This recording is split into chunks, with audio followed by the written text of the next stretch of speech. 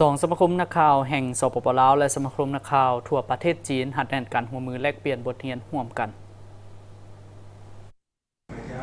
กองประชุมพบปะแลกเปลี่ยนบทเรียนร่วมกันระหว่างสมาคมนักข่าวแห่งประเทศลาวและคณะผู้แทนสมาคมนักข่าวทั่วประเทศจีนจัดขึ้นวันที่23เมษายน2025ที่นครหลวงเวียงจันทน์ระหว่างทานสวรรครราชมนตรีประธานสมาคมนักข่าวแห่งประเทศลาวและทานนางหลีเซียวจุนรองประธานสมาคมนักข่าวทั่วประเทศจีนรองผู้จัดการใหญ่และกรรมการคณะพรรคกลุ่มหนังสือพิมพ์รายวันการสู้เลขาคณะหน่วยพรรคและผู้อำนวยการบริหารกลุ่มสื่อใหม่การสู้พร้อมคณะผู้แทนจาก2สมาคมนักข่าวลาวและจีน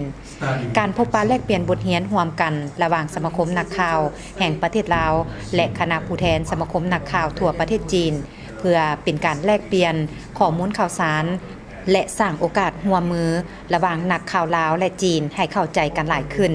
ท่านสวรรครราชมนตรีประธานสมาคมนักข่าวแห่งประเทศลาวกล่าวว่า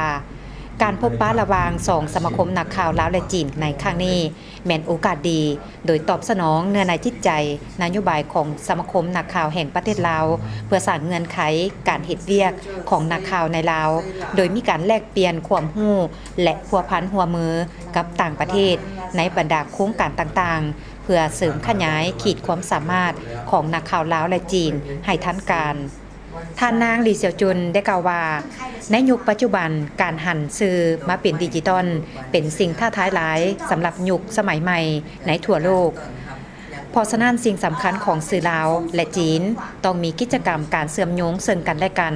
พร้อมกันนำเสนอข้อมูลข่าวสารเพื่อดึงดูดความสนใจเช่นการศึกษาการท่องเที่ยวการค้าและการลงทุนระหว่าง2ประเทศพร้อมนั้นการพัวพันหัวมือลาวจีนได้ยกระดับขึ้นมาเป็นคู่หัวมือยุทธศาสตร์รอบด้านเป็นคู่ร่วมชะตกรรมลาวจีนและสาธารณรัฐประชาธิปไตยประชาชนลาวได้มีส่วนร่วมเข้าในข้อริเริ่ม1แล้ว1เส้นทางโดยเฉพาะเส้นทางรถไฟลาวจีนซึ่งเป็นโครงการสัญลักษณ์ของการหัวมือระหว่างลาวและจีน